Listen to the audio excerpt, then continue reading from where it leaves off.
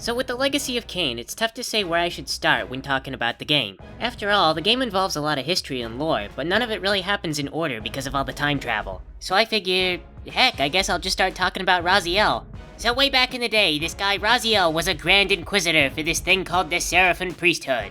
At first, the Sarafan priesthood kind of looks like a religious organization, but then you realize that they don't really have much of a religion, and they don't really keep any kind of documents or anything, so they're not useful like a religion was. I mean, they might have been like a monastery, but there's not a lot of indication that they were. Their main claim to fame was really that they were just sort of really embarrassingly racist. Not to judge them too bad, it was a different time, people didn't know what they do now, but they really hated vampires. One of their daughters would come home with a vampire boyfriend and a Sarafan priest just wouldn't understand. But anyway, Chief Inquisitor and boss of not understanding vampires or his daughter is Raziel. He also had 5 colleagues at about the same level: Malkaya, Zaphon, Rahab, Duma, and Turel. If all those names just flew right by you, don't worry, because they're based on mythology, and for that matter, they're really not that important. We'll mention them again if we have to. But Raziel was named after the Jewish angel of mysticism and secrets, which we find out is pretty relevant to the guy. The character Malkaya was given a name that ultimately means servant of the brood. He was the suckiest of the generals. His name may also mean God is king.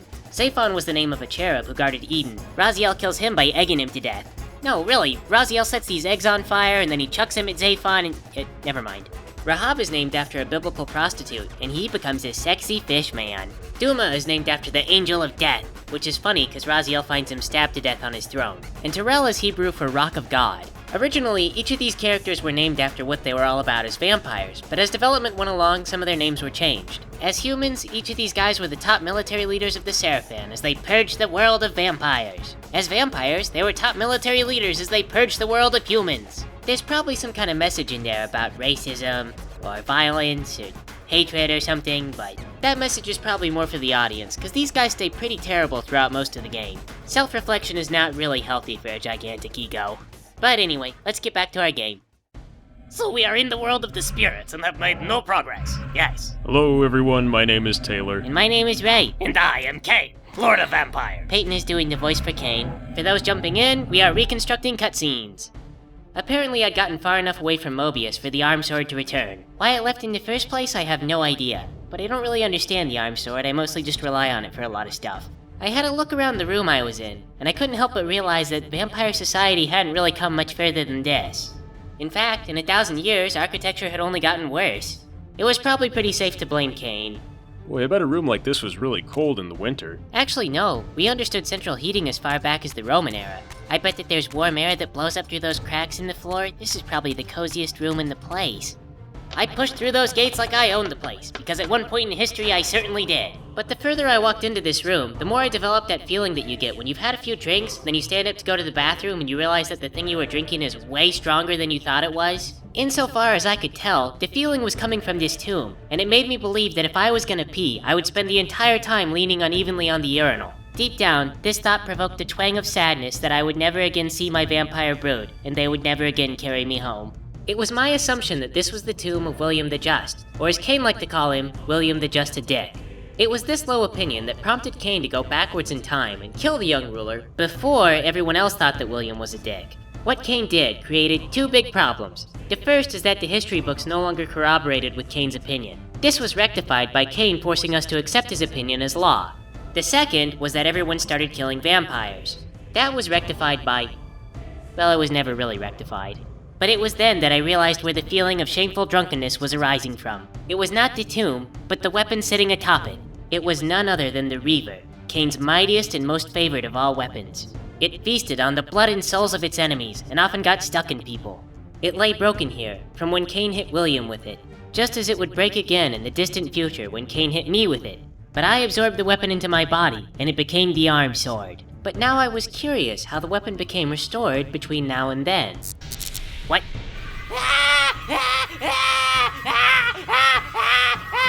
A lot of things went through my head at this moment, but most of them were swear words.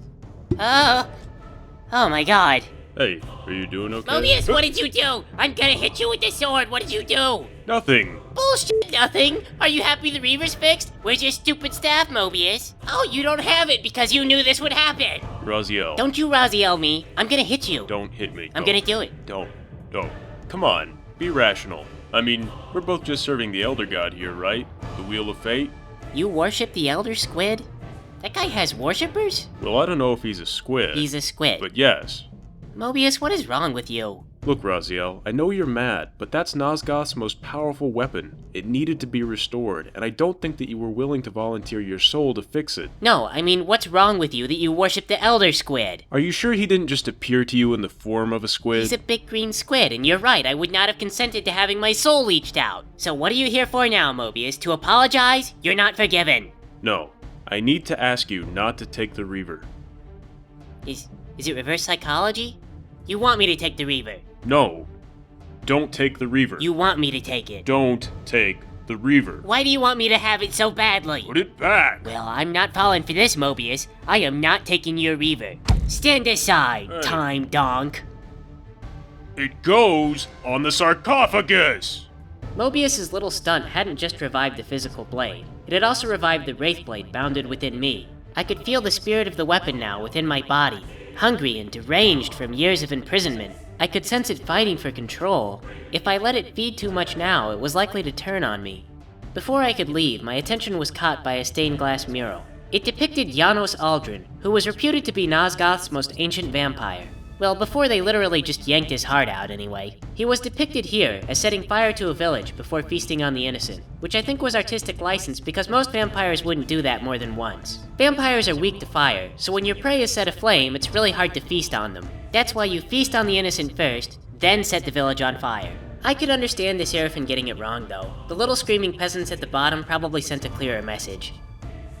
Oh, uh-oh. Your little hell swirly got smaller. The Reaver has sucked our soul. We should kill Moebius. Guys, This is one of those games that wouldn't make any sense if Raziel lost all his powers from the first game to the sequel, so they made up a story-based reason why Raziel would scale back in power a bit so you have somewhere to grow from. the guards are trapped on the other side of the gate. I guess they're programmed not to open it up and come after you. We also got to keep all the powers that we stole from our brothers through fratricide. Really? Yes. What powers did we acquire? Well, we got the power to phase through storm grates, and to climb walls, and to push blocks around. This is not impressive so far. Yes. Okay, well, we also got the power of telekinetic passive aggression. We can shove people, kinda. That's all? These are the vampire powers?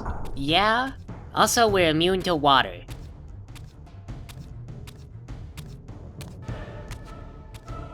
I found myself in a memorial chamber, which celebrated my former Sarafan brethren. Moebius hadn't exactly gone crazy with the budget, but these were paintings of the men who had become Kain's lieutenants. And there at the far wall, as Moebius had promised, was the statue of my former self. I was obviously very handsome, and in those days I probably caused a lot of women to develop expectations that were not met. But that was the fault of the women, not mine. You could tell I was not the kind of guy to be tied down by a single person. It amazed me how quickly I climbed through the Sarafan ranks while still finding time to date all those girls. Was Raziel really that ridiculously conceited in the original game? Basically, I mean, not about dating girls, but he spends a lot of time talking about how great he must have been. He never stops to think that maybe the vampiric gift doesn't change your personality that much. Maybe he does, yes. But he knows his personality is perfect. Yeah, Ray. Did you ever stop to think about that before bashing on Raziel's personality? Maybe the guy's perfect. Well, no one else in the game seems to think so. Obviously, they are all just jealous of Raziel. Yes, they cannot be as blue or as sexful as he is. I think I might risk correcting you there, Peyton. After all, Raziel doesn't exactly have, sexual organs. What? No, yes. He doesn't need the organs. He is platonically sexful. Isn't that like an oxymoron? No, yes. Well, kinda it is, because Plato was super non-sexual, but was a charming guy. So he loved people, but in a non-sexual way, hence, platonic love. So, platonic means not sexful at all. Oh, sure. If you want to use a definition that makes me incorrect, yes. Well, when you get right down to it, Raziel has no lower jaw, no tongue, his fingers are razor-sharp claws. You could love the guy in a way that wasn't platonic, but you'd have to be adventurous. It would be like dating a self-centered undead lawnmower. He's probably got a bit of a musk, too. I emerged on the balcony and for the first time beheld Nosgoth before Kain's decay.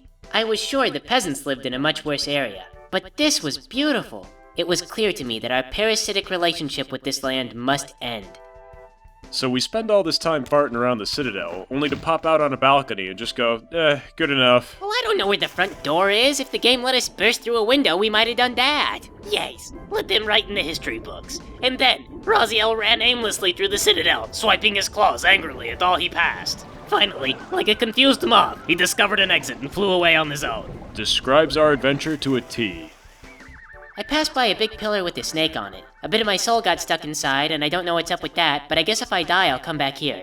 How oddly specific. It's a mystical artifact, not a checkpoint. Well, of course. You don't have to condescend to us. Yes. I bet whoever's supposed to be in charge of this gate is gonna be really mad when he sees you messed with it. I can't even tell what it does. It opens the gate. Yeah, I see that, but what does the gate do? Maybe during a drought, it cordons off the water so they have like an emergency water supply. It blocks you off so you can't return to places if you aren't supposed to go. Yes. Oh. Yes, and if it truly helps you, you may think that Moebius installed it on purpose, because he is the time wizard. Oh my gosh, I bet Moebius' citadel is full of useless stuff. Or stuff that seems useless except for that one time when time happened. It just goes to show that if fortune tellers and oracles were real, we'd have to make all kinds of laws against them, because they would be so corrupt. What kind of laws could you make against them? They would just predict everything you wanted to do, and they would just make it all work for them. Society would be ruined. Yes. Here I found a bizarrely conspicuous obelisk. On the front was carved the words, Savi Point. I can only imagine its purpose. Well, we may as well save, I guess, so we don't have to go through all the cutscenes again. Hopefully it turns out alright. Soul Reaver 2 is not the most stable game on a modern operating system. It is fine. The challenge builds character in us. Yes. You know what I like? The colors in this game. A lot of times when they want a game to be dark and broody, they make it really, well, dark and broody. And in some sections where it's appropriate, it is. But this is really pretty around here. Before leaving, I paused to take one last look at the Citadel. I assumed I'd probably have to return, to travel once again through the Time Gate. And while dwelling on this, I couldn't help but notice the great big honking power crystal. Just frick, it was huge! Oh shoot, guys, you don't think we're gonna have to do something with that power crystal, do you? We must refuse. It is a ploy by Moebius.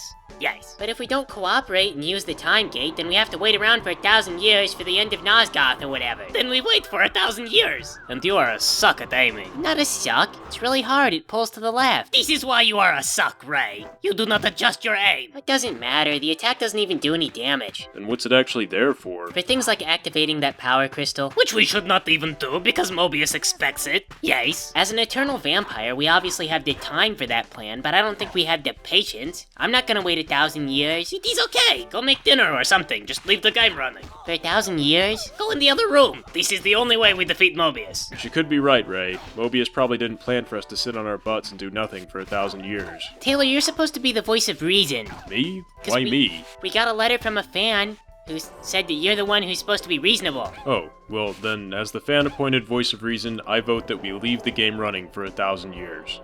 Well, then you're fired from job as voice of reason. You can't do that. Yeah, it's kind of the Ray show, so I can fire you from the voice of reason if I wanna. No, you can't. This is tyranny, Ray. We will rise up and destroy you. Well, I don't wanna fire you from voice of reason, but we'll win the argument. Well, it's still no good, because it's a fan-appointed position, therefore you have no power here. Plus, I will hold your arms and let Taylor punch. Yes. Guys, wait. Don't you see?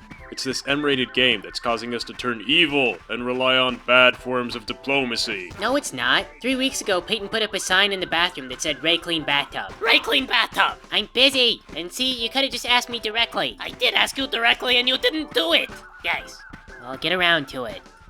Does that guy have a cannon? It's like the most ridiculous firearm I've ever seen. Oh, you should've played Samurai Warriors then. Ieyasu Tokugawa gets a big cannon spear. Who? You mean the guy who historically unified Japan? Yeah, Toyotomi Hideyoshi's in it, Oda Nobunaga's in it as a Sith Lord.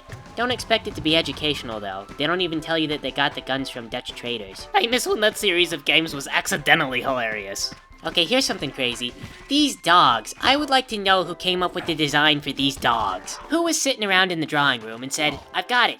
Dog with an axe stuck to its head. Aside from the axe, probably making it really hard for the dog to move around. The dog attacks you by running at your ankles face first, which is really unintuitive for a dog. I don't know, it is not that unintuitive, yes? It is when the dog can't bite you and the entire point is to ram you. How long do you suppose it took them to develop a dog breed that could lift the axe and then was still willing to just run headfirst into enemies? Plus, you also gotta think there must have been a training period where they put the axe on the dog's head and then made the dog run into like a dummy or something? something, then they had to take the axe off of the dog's head and give the dog a treat. Oh, so the dogs probably think that part of their reward for doing good is that they get to take the axe off. It is a sad and short life being the axe dog. Yikes. Poor axe dogs.